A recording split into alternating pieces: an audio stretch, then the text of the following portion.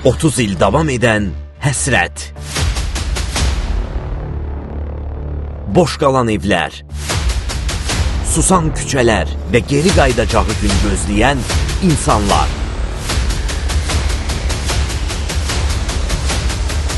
Qazanılan tarixi zəfərdən sonra uzun illər erməni işğalında olan bu ərazilər artıq Azərbaycanın nəzarətindədir.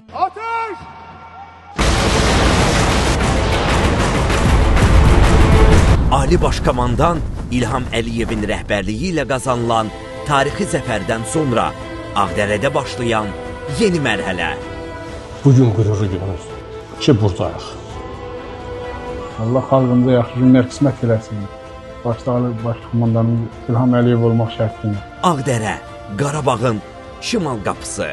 Baku TV-nin efirində gör nələri qaytarmışıq. Qarabağ bizimdir, Qarabağ Azərbaycandır. 4 iyun saat 22:30-da.